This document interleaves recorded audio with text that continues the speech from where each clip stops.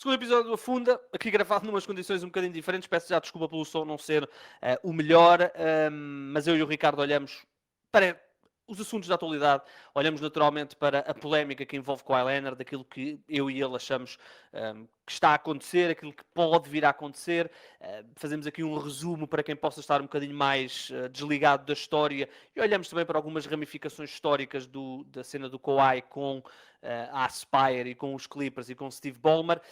Mas antes disso olhamos para a participação portuguesa no Eurobasket, para fazermos um resumo da competição, da participação lusa, olhamos naturalmente para a eliminação frente à Alemanha e olhamos para a generalidade daquilo que é a competição, uma competição que está muito quente, que teve duas grandes surpresas nos últimos dias com a eliminação da Sérvia e também a eliminação da França. Olhamos para estes quartos de final, e depois meias finais e depois de final, e portanto olhamos para estes principais temas. Dar só aqui uma nota, já estão fechadas as inscrições para as ligas do Afunda, as pessoas inscreveram-se praticamente no dia em que eu anunciei que estavam abertas e, portanto, tenho recebido ainda alguns mails, já não estamos a abrir mais ligas, eventualmente para a próxima temporada poderei abrir, ainda não é certo, mas já temos as 4 ligas fechadas, portanto, eu agradecer a quem me tem enviado, ainda hoje recebi mais alguns mails de malta a querer se inscrever, já não vão a tempo porque só tinha mesmo 15 entradas e, portanto, elas foram-se embora muito, muito depressa. E, portanto, obrigado, mas já não há mais vagas, portanto não precisam de continuar a mandar e-mail. No que diz respeito ao podcast, já sabem, uma vez por semana até o início da temporada, e falta mês e meio, portanto ainda temos algum tempo. E vamos lá então ao segundo episódio da 6ª temporada.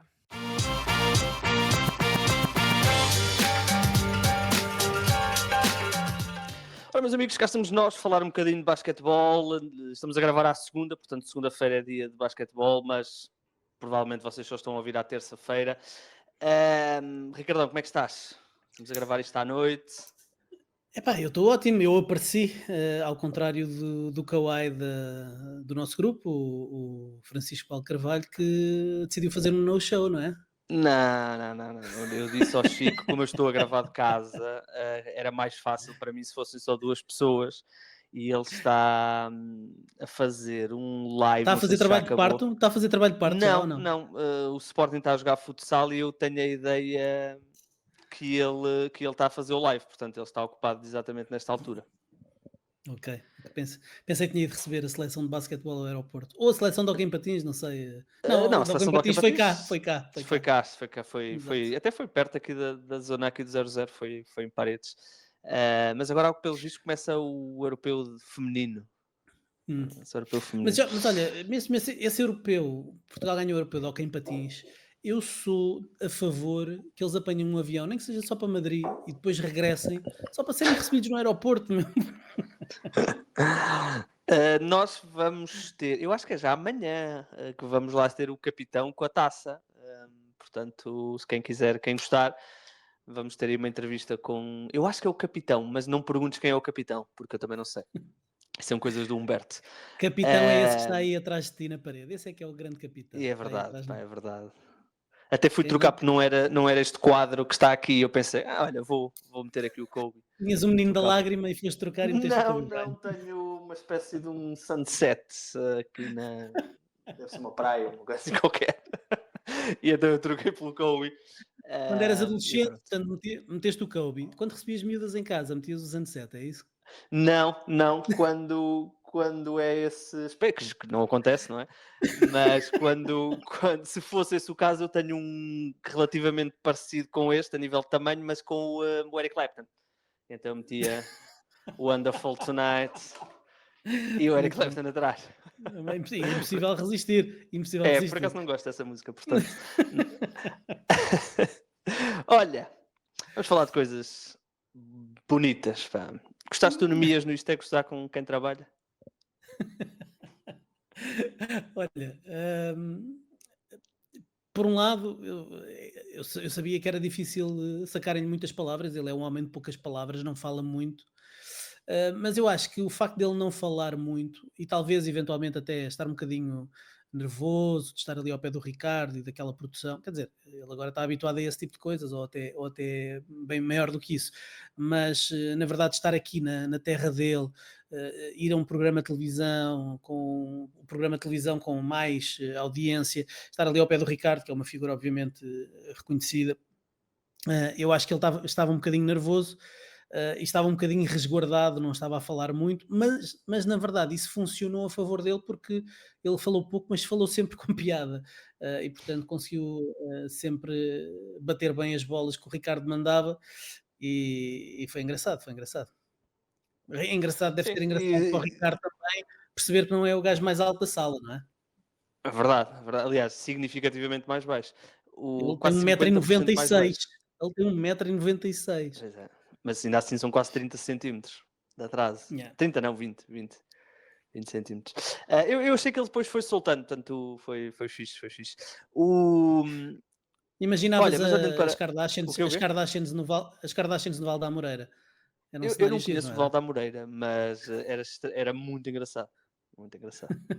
É um bairro difícil, é um bairro difícil. É? Tem tudo a ver com as Kardashians, tudo a ver. Pá, eu posso falar à vontade que eu também vim num bairro, portanto, gostava muito de receber as Kardashians também no meu bairro. Acho que elas se iam enturmar bem. O que é que estás aí a ver no telemóvel, Igor Gonçalves? Não, pá, estou aqui a resolver uma O situação. Kawhi já foi despedido? Já Não, esvaziaram o não. Olha, contrato do antes de Kawhi irmos ou ao não? Kawhi, eu quero muito ir ao Kawhi, quero começar com a seleção. Portanto, Portugal foi eliminado pela Alemanha, está a ser um Eurobasket nos últimos dias impressionante, porque a Sérvia já foi eliminada, já foi eliminada também a França, já vamos falar um bocadinho disso, mas olhando para Portugal, Ricardo, nós falávamos antes e prevíamos uma derrota pesada, acabou os números por serem pesados, mas durante 3 períodos aguentámos bem. Obviamente contámos com a Alemanha que durante grande parte do jogo só teve um triplo marcado, mas depois quando a bola começou a entrar. Sim, sim, de facto o resultado foi desnivelado, foram 27 pontos de diferença por aí, ou qualquer coisa como isso, hum, mas a diferença foi de 26 no último período, portanto entramos a perder por apenas um no último quarto, e de facto, quando o jogo continua equilibrado no arranque da segunda parte, que era um terceiro período, sempre foi um período forte da Alemanha neste europeu, e a Alemanha não consegue fazer nada no terceiro quarto, mesmo depois dos ajustamentos que eventualmente terão sido falados ao intervalo, e a bola continua a não cair, de repente começas a acreditar que se os nervos se começarem a apoderar dos jogadores germânicos, se calhar Portugal tem uma hipótese. Aí no fim pesou obviamente a frescura, os jogadores portugueses com menos frescura física, uma rotação mais apertada, muitos dos jogadores já tinham jogado muitos minutos no jogo anterior, o Miguel Queiroz tinha jogado 35 minutos por causa da exclusão do Nemias, por exemplo, no jogo frente à Estónia, e portanto já não foi fácil terem pernas para aguentar aquele último impulso, aquele último ímpeto da Alemanha, mas Portugal brincou com o fogo, porque Portugal tinha uma estratégia clara, fechar o pintado, fechar as linhas de penetração, não darem nenhuma linha de penetração para dentro da área restritiva, proteger o cesto. Fizeram-no muito bem, mas a manta não chega a todo lado, destaparam um bocadinho o lançamento de 3 pontos. Agora, o que não é normal é a Alemanha falhar 22 triplos seguidos, falhar 23 dos primeiros 24, isso não é normal, até porque a maior parte dos tiros que estavam a conseguir eram tiros abertos, não era propriamente por mérito da defesa portuguesa que os lançamentos da Alemanha estavam a entrar.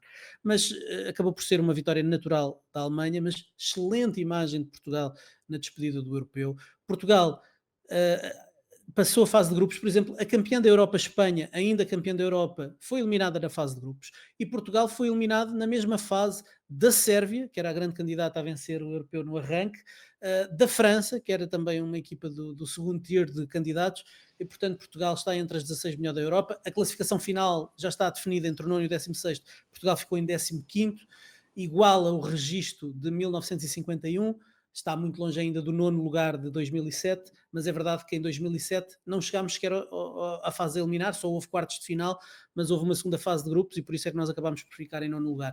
Mas grande prestação da seleção portuguesa, com o Nemias a ser, obviamente, o grande farol, não só pelo que faz em campo, mas também pela confiança que dá a toda a gente quando ele está na seleção. Um europeu de afirmação para o Rafael Lisboa, apesar de ter terminado com percentagens fracas de lançamento de 3 pontos, ele foi o nosso melhor lançador. Quase todos terminaram, não é? Péssimas, péssimas. Nós tivemos o pior percentagem de lançamentos de 3 pontos do europeu. Temos e vamos ter de certeza até ao fim. Só há 3 ou 4 equipas a lançar abaixo de 35% e Portugal é uma delas. Portugal a lançar mesmo muito, muito mal. Mas o Lisboa, por exemplo, os 3 jogos que eram importantes para Portugal foi os 3 jogos em que ele apareceu. O jogo contra a Chequia esteve muito bem, com 2 triplos ali no terceiro período que abriram o jogo. Contra a Letónia, que tivemos ali alguma possibilidade, ele até foi o melhor marcador. E depois contra a Estónia, o jogo decisivo, com aqueles grandes corrones no final, com aquele triplo do meio da rua, mais os 4 lances livres. Foi um europeu de afirmação para o Rafa. O Travante deixou boa imagem, sobretudo do lado defensivo da bola. Miguel Queiroz presente em tudo, um bocadinho de tudo, apesar dos números não traduzirem a sua importância. E depois contributos de toda a gente, até dos jogadores que jogam residualmente. O Relvão, que era muito atacado na proteção do ar quando saía Onemias, ele era muitas vezes explorado ali com algumas debilidades no jogo, na defesa interior, mas teve jogos importantes com 7 ressaltos, 6 ressaltos. No último jogo então com a Estónia entrou muito bem e colmatou muito bem a saída por expulsão do Nemias. O Diogo Gameiro foi um base cerebral muito bem a definir ritmos de jogo, o nosso melhor base a definir ritmos de jogo. Portanto, tivemos contribuições de toda a gente e acho que Portugal saiu aqui reforçado de que pode continuar a andar nestas andanças, se continuar a fazer um bom trabalho, como tem sido feito nos últimos anos, adicionando aqui André Cruz, Ruben Prey, Gustavo Teixeira, Pois era isso que eu ia falar Gonçalo contigo, não é? Delgado. Porque Há muita gente que pode entrar ainda aqui e nós nem sequer vem temos geração. uma seleção envelhecida. Nós não temos sequer uma seleção envelhecida. Uhum. E, portanto, se dissermos que a este grupo, se juntarmos o António da Silva, que não chegou a ir ao europeu, porque se lesionou, mais o Gustavo Teixeira, 2 bons bases que estão aqui. Eu acho que com capacidade para jogar na seleção. Se juntarmos o André Cruz, que é um extremo, de certeza que ia jogar muitos minutos neste europeu, certamente. Se juntarmos o Ruben Prey e o Gonçalo Delgado, que acabou por não ir também.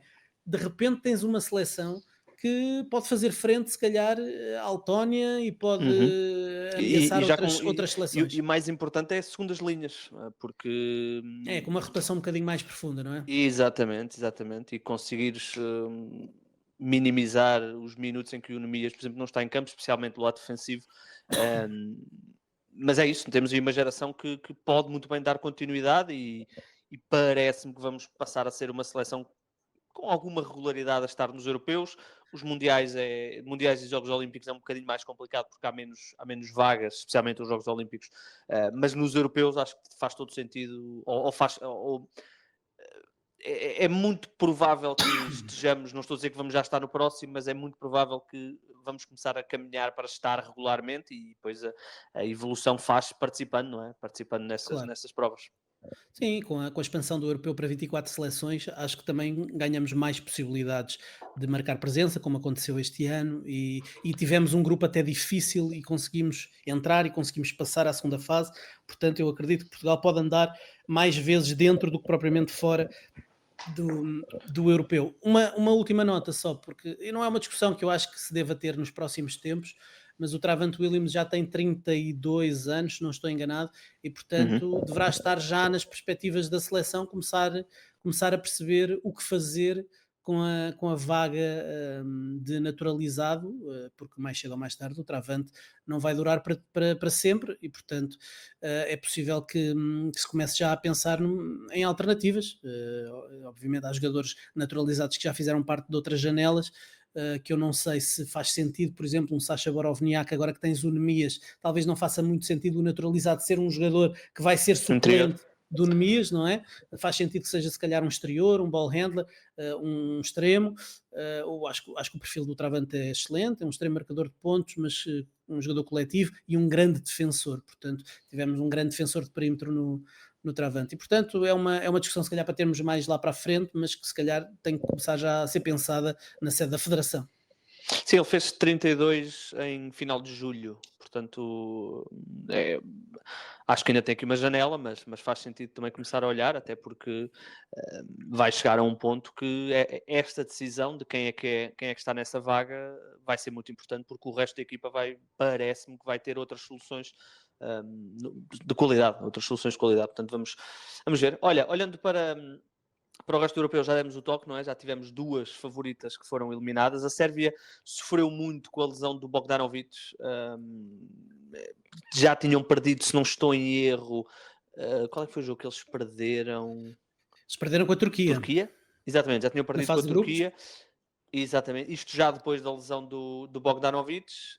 E agora perdem. Esta sim, muito surpreendente, porque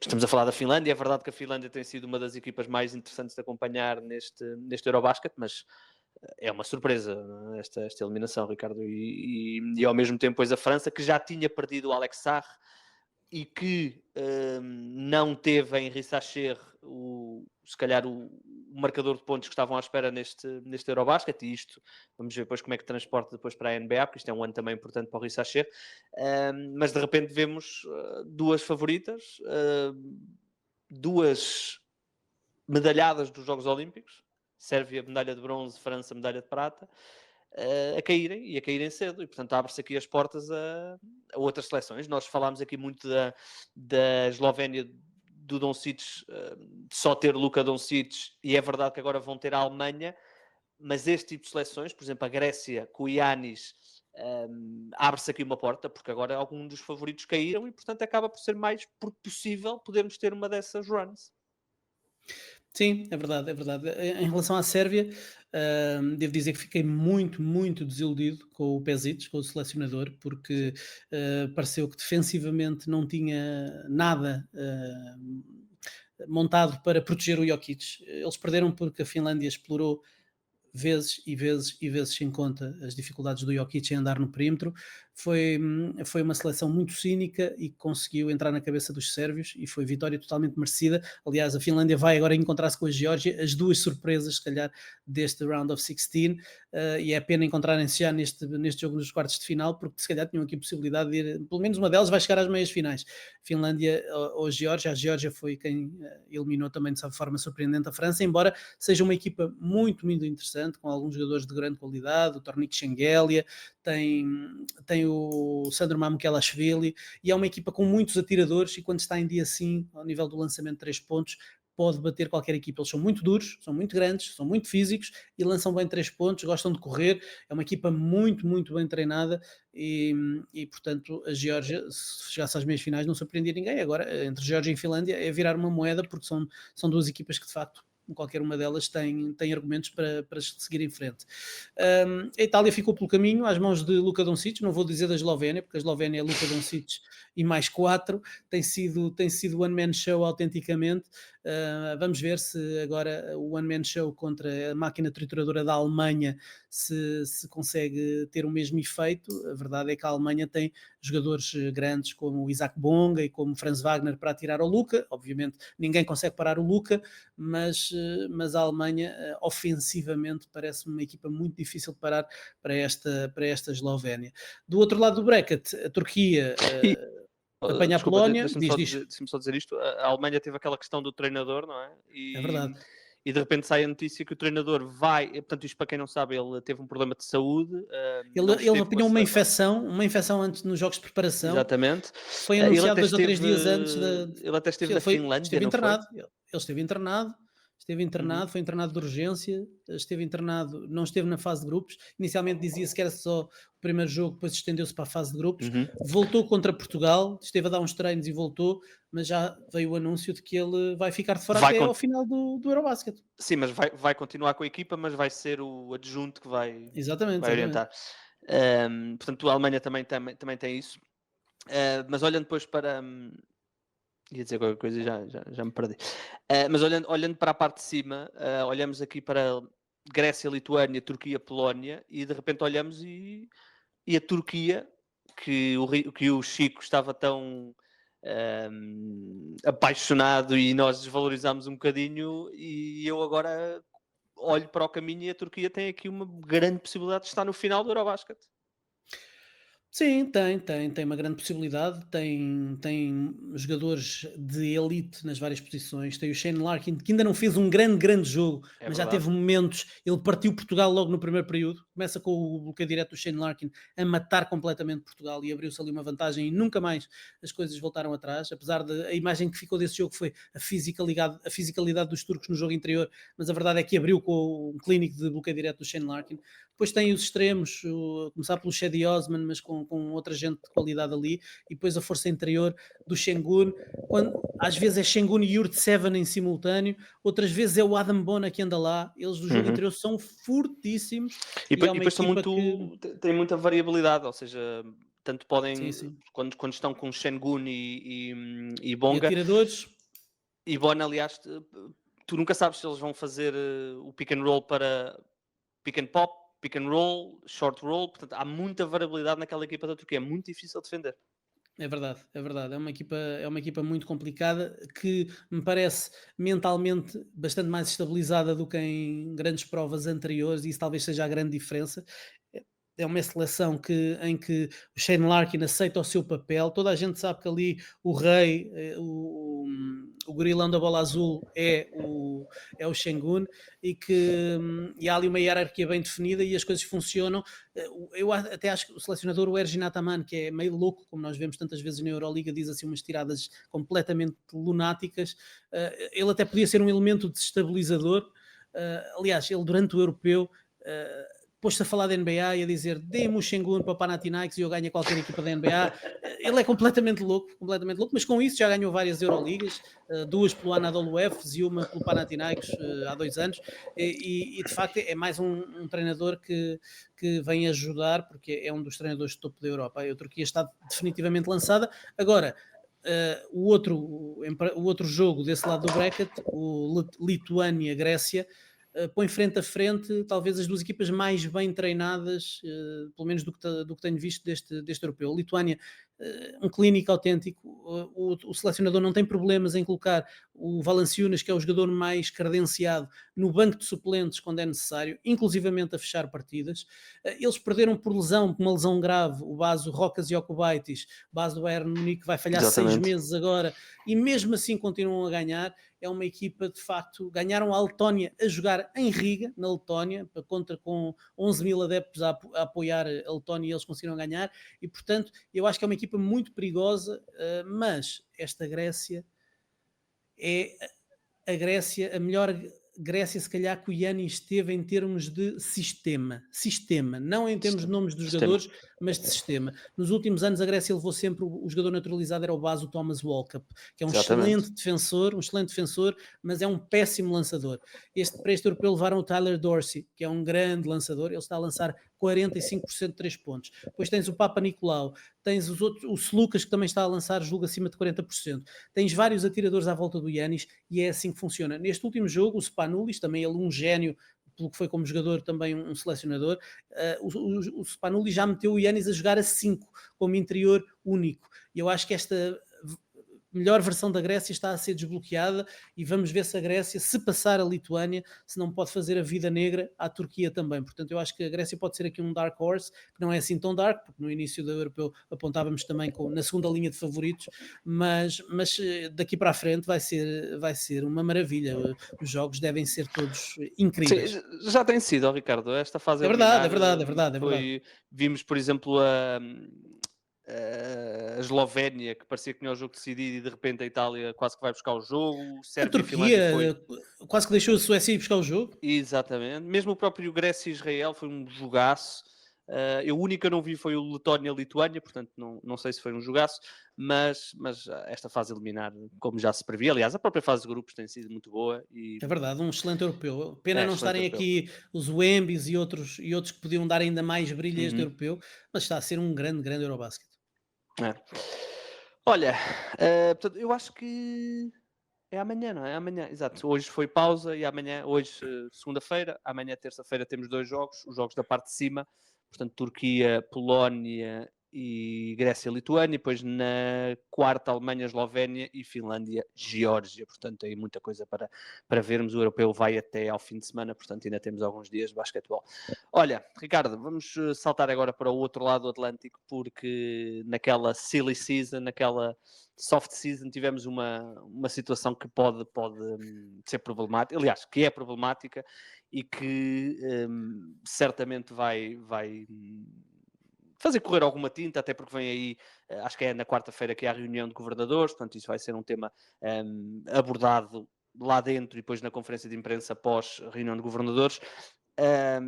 Antes de se calhar te ouvir a tua opinião, só dar para as pessoas que possam estar um bocadinho mais ausentes, dar aqui um resumo do que tem acontecido. Portanto, um podcaster, um jornalista chamado Pablo Torre, fez uma investigação que veio através de curiosamente também, investigação da Justiça Americana, que tem a ver com uma empresa que faliu e que terá burlado uma série de investidores, e portanto essa empresa chamava-se Aspire.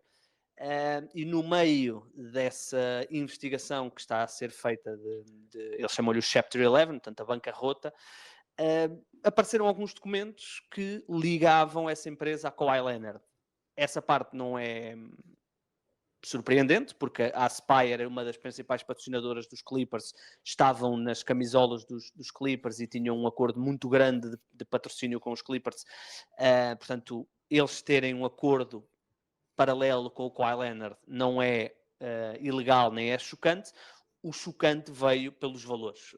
Descobriu-se que Kawhi Leonard e essa empresa tinham um acordo de patrocínio de 28 milhões de dólares ao longo de 4 anos, o que dá 7 milhões de dólares por ano, que é uma verba absolutamente astronómica e completamente fora de market value do que é um acordo desse género. Só para vocês perceberem, um jogador que tenha um contrato com uma Nike ou com uma Adidas ou com uma New Balance para ter um sapato dele nessa marca não recebe 7 milhões por ano, ou para receber 7 milhões por ano tem que ser um jogador topo, portanto percebam que é um valor mesmo muito grande. E depois as pessoas fizeram as contas e descobriram que Kawhi Leonard não tinha feito qualquer promoção para essa empresa. Esse acordo entre essa empresa e o Kawhi Leonard nunca tinha sido anunciado, não havia nada. Portanto, no fundo, pagaram 28 milhões de dólares a Kawhi Leonard para ele não fazer nada. As pessoas ligaram os pontos e começaram a dizer que esta empresa foi utilizada por Steve Ballmer, que é ou era investidor nessa empresa, já vamos falar disso, e fez a acusação de que Steve Ballmer utilizou essa empresa para pagar por fora, digamos assim, por baixo da mesa, para incentivar Kawhi Leonard a renovar, quando ele renovou, não agora, mas na primeira renovação que ele fez com os Clippers. Portanto, este é o resumo da situação, das alegações. Steve Ballmer já veio negar, deu uma entrevista à ESPN onde negou. E antes de entrarmos em mais detalhes, Ricardo, eu queria só que as pessoas percebessem que é normal um jogador ter um contrato de ser patrocinado por uma empresa que patrocina uma equipa. Isso não é ilegal. Estes valores é que chocam e é que fazem com que as pessoas estejam a fazer estas conjecturas.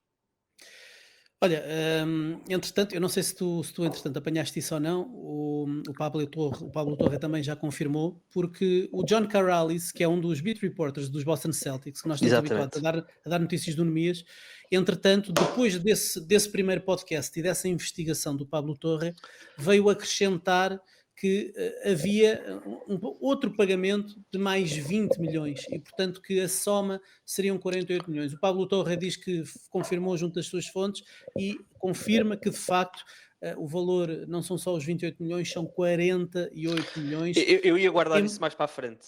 Ok. Porquê? Pronto, mas podemos já. Porque tu vais fazer aquilo que eu ia fazer, não é? Vais somar 28 mais 20, vais ver que dá 48 e vais dizer que Steve Ballmer investiu 50 milhões. Investiu 50 milhões. Independentemente de todas essas suspeitas que surgem, porque o que está aqui em causa é a ideia de contornar o teto salarial, o cap circumvention, como eles dizem, contornar o cap e as pessoas podem dizer, está bem, mas o Kawhi Leonard assinou um contrato máximo, o último até foi, não foi máximo, mas foi muito perto do máximo.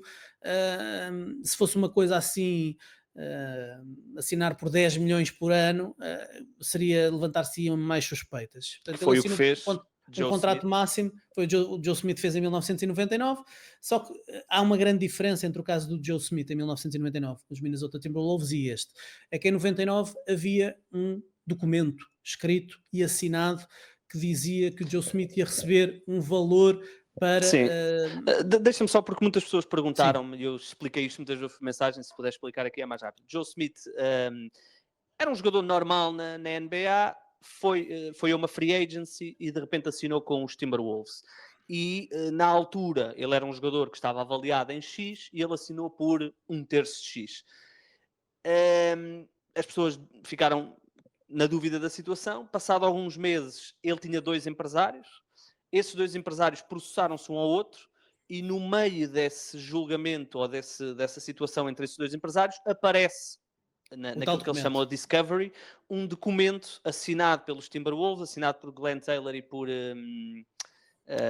Kevin como é que era o McHale, GM? O Kevin McHale, Kevin McHale. exatamente, onde eles dizem literalmente, ok, ele vai assinar por este valor em 99, em 2000 vai receber este, e em 2001 nós vamos ter os bird rights e vamos compensar-lhe o dinheiro que ele perdeu. Ora, isto é ilegal. Os Timberwolves perderam 5 escolhas de primeira ronda, entretanto depois a NBA devolveu-lhes 2. O GM e o dono foram suspensos durante um ano. Exatamente. E esta é uma das razões que fez com que a equipa nunca conseguisse construir convenientemente em torno de Kevin Garnett, e depois Kevin Garnett acabaria por sair passado alguns anos. Mas esta situação, como tu ias dizer, é totalmente diferente, porque não há, ou pelo menos para já, não há este paper trail, não é?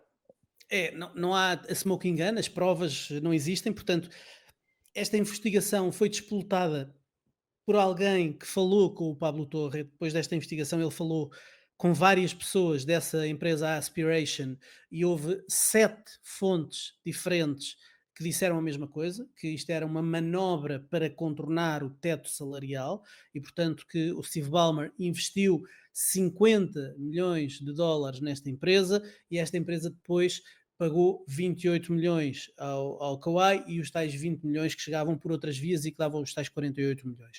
Portanto, isto foi o que as pessoas disseram ao Pablo Torre. Obviamente, há muita coisa que está aqui em causa. Em primeiro lugar, é estranho, até porque o Steve Ballmer depois quis dar uma entrevista à Ramona Shelburne. Ele é que contactou a ESPN, ele é que foi aos estúdios da ESPN, foi negar tudo e fazer-se de parvinho, a dizer que obviamente tem muita gente que lhe aprova uma série de negócios, ele é o dono mais rico da liga e um dos 5 homens mais ricos do mundo, tem muita gente que lhe aprova os negócios e portanto alguma coisa escapou a quem faz este tipo de avaliações e que ele também não deu por nada e que se sente envergonhado porque normalmente não se deixa enganar por empresas que tentam ser fraudulentas e criar este tipo de situações.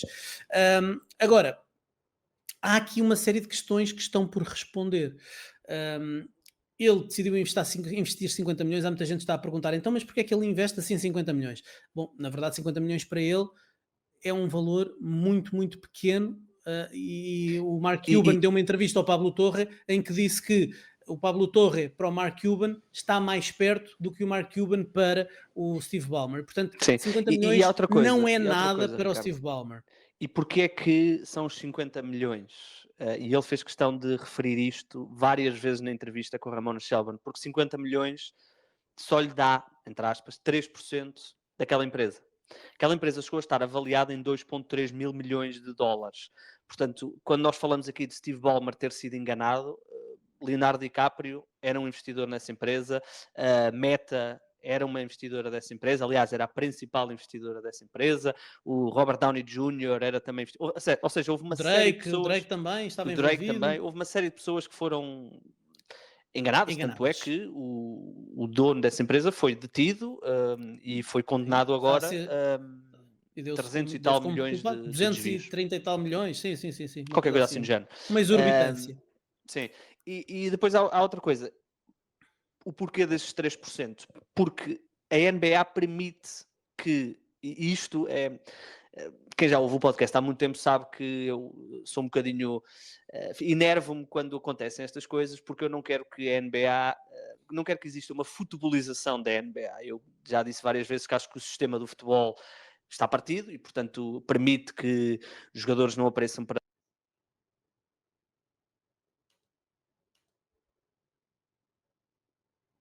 Desculpem, caí aqui da gravação. Não, estava a dizer que o sistema do futebol é um futebol partido, que não beneficia ninguém a não ser os empresários. E, portanto, eu não quero que isso aconteça na NBA, porque a NBA, apesar de ser uma liga que tem os seus defeitos, consegue criar um princípio de equilíbrio entre as equipas que é benéfico. Obviamente tu e eu não somos ingênuos e sabemos que um jogador que vá para os Lakers ou para os Knicks tem acessos que se estiver nos Pelicans ou nos Hornets não tem, mas o princípio do gastar é mais ou menos igual. E a NBA permite que uma empresa que pertença em parte ao dono de uma equipa patrocine um jogador. Qual é que é o único entrave? É que esse dono não pode ter mais de 5%, ou não pode ter 5%, não pode ter mais de 4,9%. E o Steve Ballmer investe 50 milhões, que só lhe dá 3%. Portanto, o Steve Ballmer navegou aquela linha de, ok, eu vou investir o suficiente para estar aqui como investidor, mas não o suficiente para Claro, para violar quebrar aqui uma esta regra, claro, claro. Eu acho que a maior parte dos milionários e dos donos das equipas da NBA fazem de tudo para enriquecer, fazem de tudo para melhorar as qualidades e as possibilidades das suas equipas. Se puderem fugir a regras, se calhar também o fazem, desde que saibam que se calhar as penalizações ou que se pode contrariar ou as penalizações podem ser irrisórias. Uma multa para o Steve Ballmer neste tipo de casos, de acordo com a Constituição da NBA, a multa máxima que está estabelecida para ele são trocos, portanto, até isso são não seria um 2,5 problema. milhões.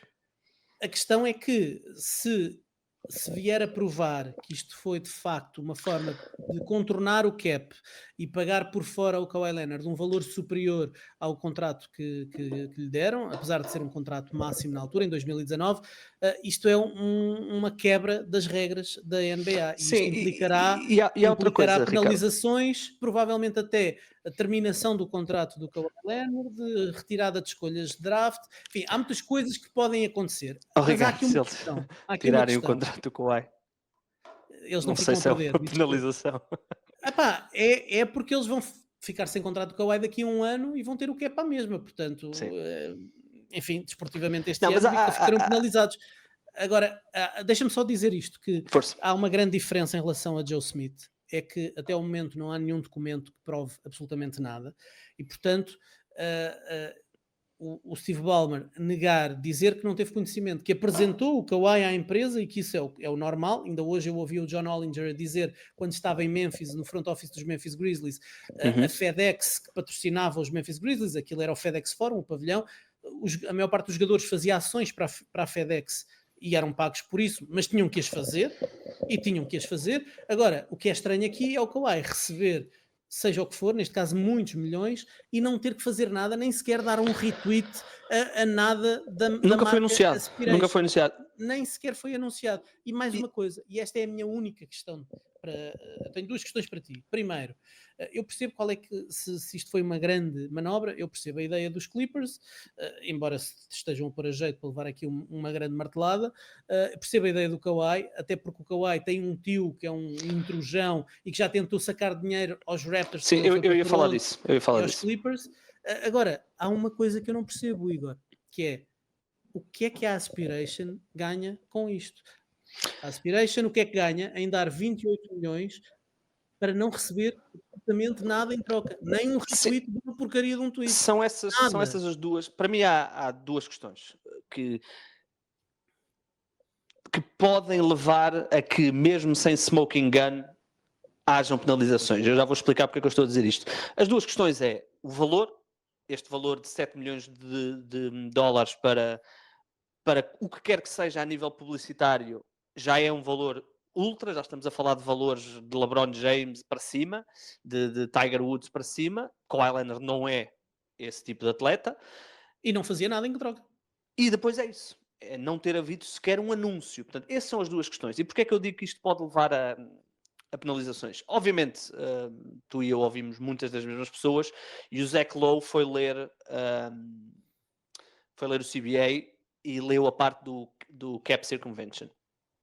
E ele chegou a uma conclusão e eu depois fui reler e eu acho que a conclusão que ele chegou foi soft. Porque se o que ele leu foi obviamente claro, a NBA tem no CBA que se houver indícios, Nem sequer mesmo precisa de não haver provas provados, factuais. Exatamente. exatamente, mesmo sem provas Exatamente. factuais, a NBA pode intervir. Mas se olharmos para a CBA no seu global, nós vemos que a NBA tem várias vezes a referência a cláusulas morais, a cláusulas de qualquer ação que envergonhe a NBA ou que prejudique a imagem da NBA, que depois obviamente tem a ver com as receitas, vai influenciar as receitas, a NBA pode agir. A NBA tem um poder quase absoluto, e quando eu digo NBA, digo Adam Silver. E, portanto, mesmo sem haver essa smoking gun, só estes dois indícios já podem levar a NBA a agir hoje. Amanhã, ou depois de amanhã, 28 milionários, que são bilionários, mas que não estão ao nível de Steve Ballmer, e que nos últimos anos pressionaram de tal forma o Adam Silver, que o Adam Silver teve que criar, junto da NBA, 2 aprons, para combater que o Steve Ballmer pudesse gastar e gastar e gastar e gastar e gastar. 28 desses, ou 29 desses bilionários vão se juntar, e eu não tenho dúvidas nenhumas que, se calhar não à frente de Steve Ballmer, mas nas costas de Steve Ballmer, vão exigir, porque o que eles vão dizer é muito simples: nós já temos dificuldades em competir contra este homem que sozinho é mais rico que nós todos juntos. Pá, tens que agir, vais ter que agir. E houve uma coisa muito interessante que foi dita, que é: o Adam Silver já teve que lidar com 2 casos muito problemáticos.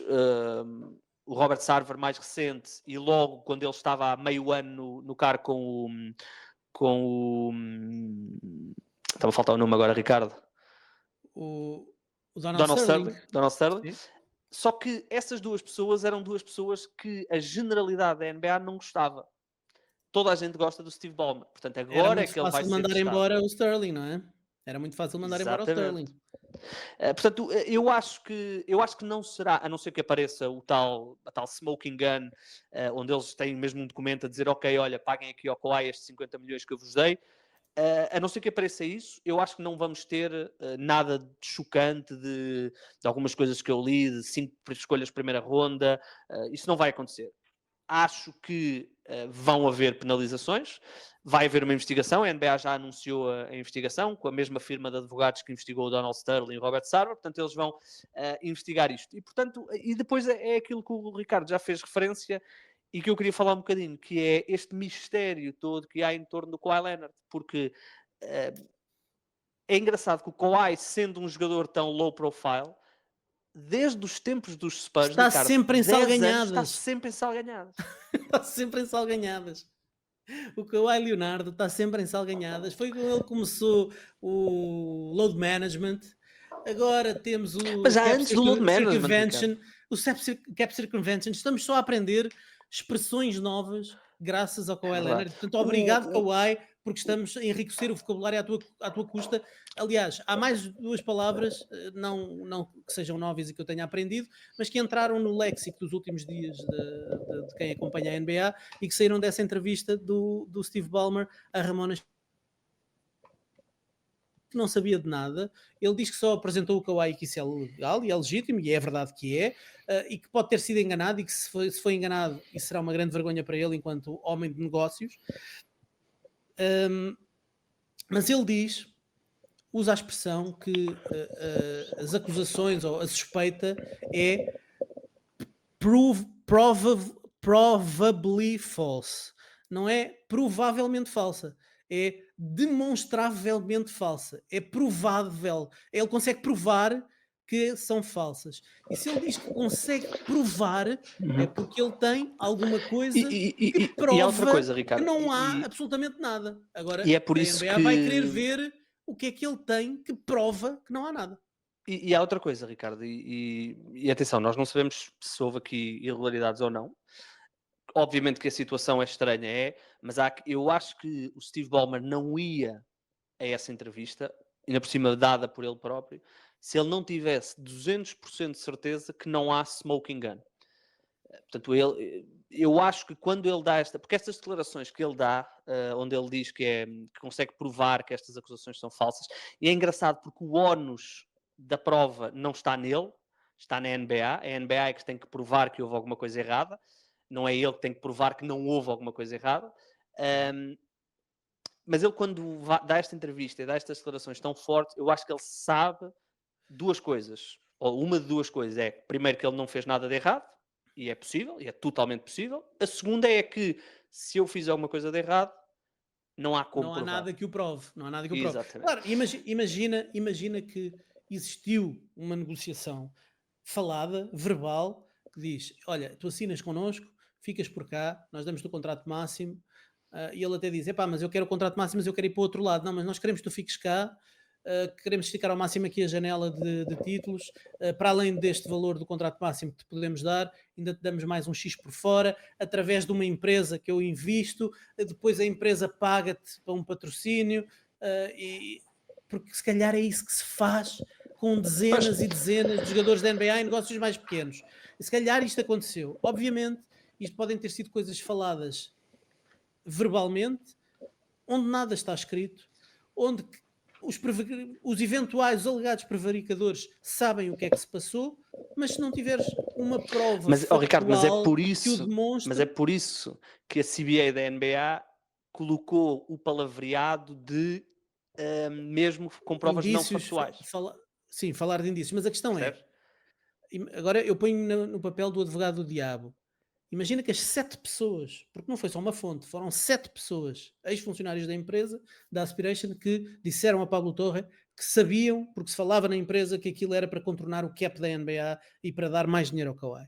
Imagina que essas 7 pessoas foram 7 pessoas que foram despedidas, que ficaram sem emprego, que ficaram com a vida virada do Ricardo, avesso mas há uma e que coisa que... combinaram dizer isto Claro, para lixar toda a gente que estava pois, envolvido. mas há outra coisa, é que o valor é o valor. Mesmo que as pessoas tenham Pois, combinado, olha, vamos todos dizer que nos disseram que era para. Que foi o que eles disseram, né? Todos eles disseram claro, se que houver lhes provas disseram das que foi. transferências, claro, se houver provas de transferências dessa O contrato está empresa feito. para a empresa unipessoal do Kawhi, que parece que há aí umas quantas unipessoais, que KPL2 e KPL não sei o quê. Sim, isso é hum, normal. sim, sim. Agora, o contrato foi feito e é conhecido, não É houve isso, é isso. nada, nenhuma contrapartida. E é um valor demasiado alto. E deixa-me só dar Ainda esta nota. assim, ainda hoje ouvi alguém a dizer que pode ter sido o tio do Kawhi que foi fazer uma negociata para ganhar umas coisas extras, porque ele tinha pedidos excêntricos quando foi para a altura dos Sim, Toronto Raptors. Queria um avião privado totalmente disponível a 100% só para o Kawhi, queria uma série o, de coisas. o Uncle E Dennis, o Ricardo está a falar, o Uncle Dennis não é o empresário, o agente do Kawhi, mas deve ter algum cargo com o é o Kawhi. conselheiro, é o É o conselheiro. conselheiro, exatamente. E o Uncle Dennis já foi muito visado na altura quando o Kawhi foi à Free Agency, quando é campeão nos Raptors e vai à Free Agency, ou estaria a ser negociado por 3 equipas: os Raptors, os Lakers e os Clippers. E os Lakers, depois do Kawhi ir jogar para os Clippers, os Lakers puseram cá fora que uma das razões que os fizeram desistir da possibilidade de contratar o Kawhi foi porque o Uncle Dennis terá pedido coisas extravagantes e provavelmente ilegais. O Kawhi, desde que está nos Clippers, e vamos aqui ignorar os meltdowns e vamos aqui ignorar as lesões e tudo mais. O Kawhi, desde que está nos Clippers, esteve sempre envolvido em ações legais.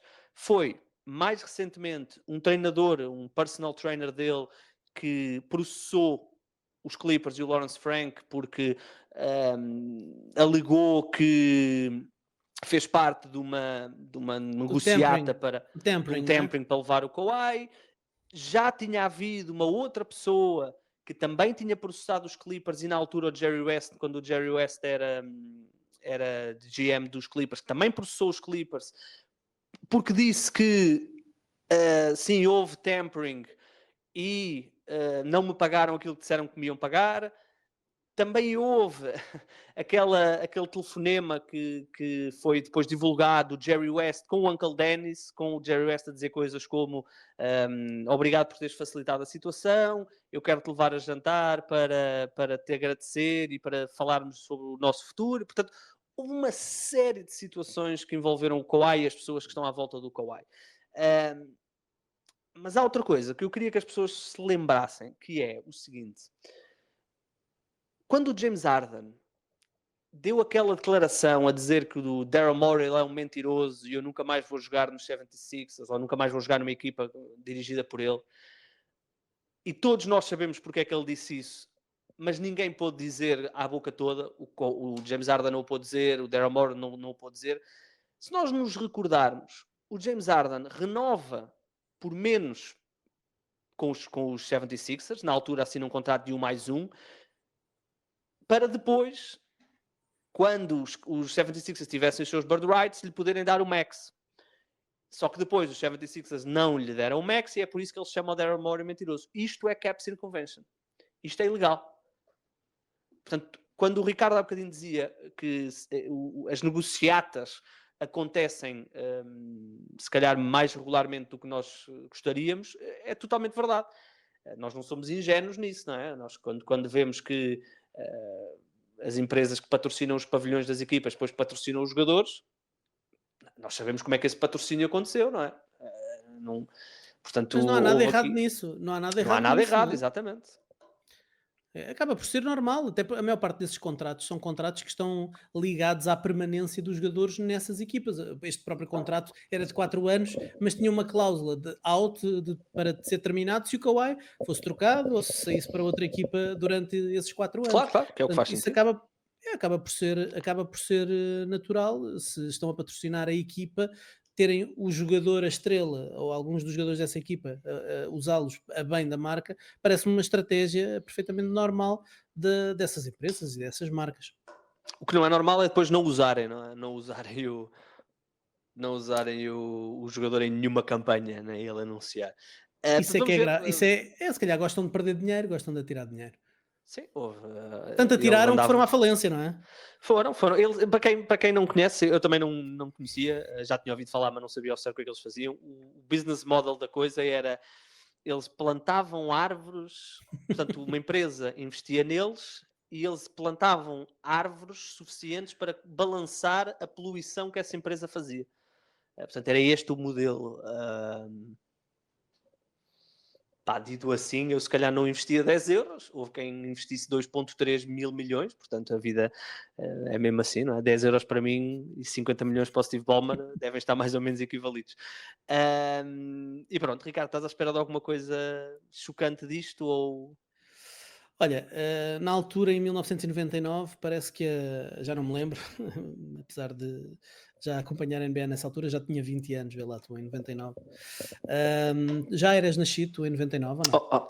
Meu amigo, já em 99 ainda não via a NBA, mas já era nascido, já estava com mais de uma dezena de anos. Muito bem, muito bem. Mas na altura eu lembro-me do Joe Smith, lembro-me muito bem do Joe Smith, eu gostava do Joe Smith, mas não me lembro deste caso na altura, passava-me estas coisas, passavam-me ao lado, mas parece que na altura isto demorou à volta de 6 meses a investigação e a chegar-se a uma conclusão. E atenção que houve provas de que de facto houve aqui contorno do cap. Não sei quanto tempo é que vai demorar esta, tendo em conta Não que parece que demore tanto. não sei. Vamos ver, vamos ver. Há aqui uma coisa interessante no meio desta narrativa toda, é que daqui a menos de 6 meses, daqui a 5 meses, sensivelmente, hum, vai decorrer no pavilhão, no Intuit Dome, no pavilhão do Steve Ballmer e dos Clippers, o All-Star Game da próxima temporada, Muito interessante. O fatídico All-Star Game. Não vamos falar do novo formato, pois não, e agora não vamos falar disso, Não. mas será curioso perceber se a Aliás, eu ainda não NBA vai percebi o novo conseguir. formato. Epá, aquilo foi inspirado no hóquei no gelo. São 3 equipas, 2 de americanos e uma de estrangeiros. Pois, Portanto, a minha dúvida é, portanto, eles anunciaram que é equipas de 9, não é? Ou uma coisa assim qualquer? Epá, não sei, devem ser 24 ou Deve devem ser ser 3 9, equipas 18. de 8. 3 equipas De de 8. 8, não? Como é que eles sabem que vão haver 8 europeus A All-Stars? questão é essa, já começa mal por aí, porque obrigam a que haja apenas 8 estrangeiros e que haja 16 norte-americanos. Não, Portanto, Ricardo, eu no não ano sei. passado não houve, no ano passado houve 6, se quiseres contar com o Carl Anthony Towns, 7.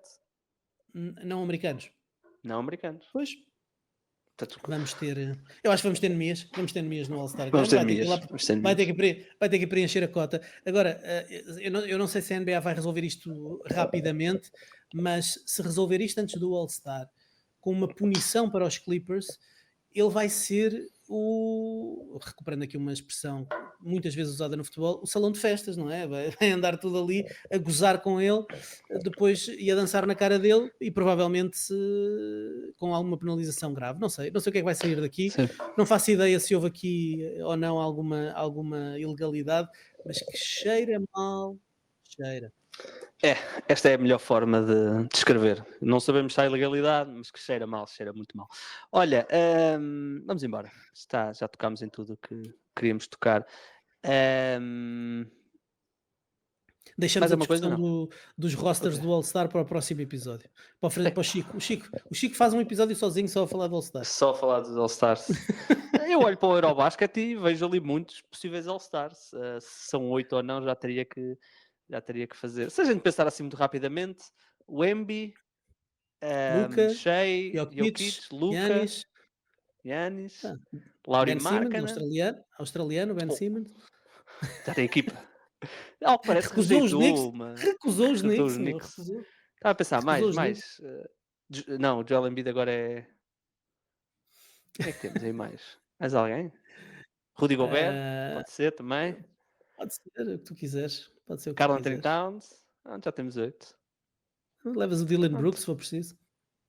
Por exemplo, Dylan Brooks. Ou o Jamal Murray. Olha, vai ser o ano Jamal Murray. Vai ser o ano Jamal Murray como MVP. Bem, vamos embora. Vamos embora. Voltaremos para a semana. Não se esqueçam até regressar à NBA uma vez por semana. Depois, quando regressar, 2 vezes por semana. Está quase. Já só falta 1 mês e pico. Diz. Vou deixar se conseguirem fundar 3, mandem-nos o vídeo, mas vou dizer, se encontrarem um melão de Almeirim, mandem-nos um para o 00, não é? Uma referência ao Mário Gomes e o melão de Almeirim, não é? Não viste os vídeos? Não, vi. Estava a tentar perceber o porquê mandar para o 00. Já percebi. Mandem para o 00. Encham o 00, a relação do 00 de melões de Almeirim. E se puderem mandar uma meloa, que eu descobri recentemente que gosto mais de meloa do que melão, mandem também. Bem, vamos embora. O Mário Gomes o quê? devia ter dito, devia ter pedido catapelana de marisco em vez de ter pedido melão. Eu não sei se sabes, mas o presidente da Câmara de Almeirim enviou um melão para Riga. Chegou um melão a Riga. Podia ter esperado que eles chegassem. Sim, E ele dá um melão ao aeroporto. Exatamente. Já que eles vinham com o melão de ter perdido coisa com a Alemanha. Não é um melão melão. Não é um melão. Não foi um grande melão, não senhor. Não Portaram-se foi, muito não bem. foi. Portaram-se muito bem. Bem, vamos embora. Se conseguirem fundar 3, mandem-nos o vídeo.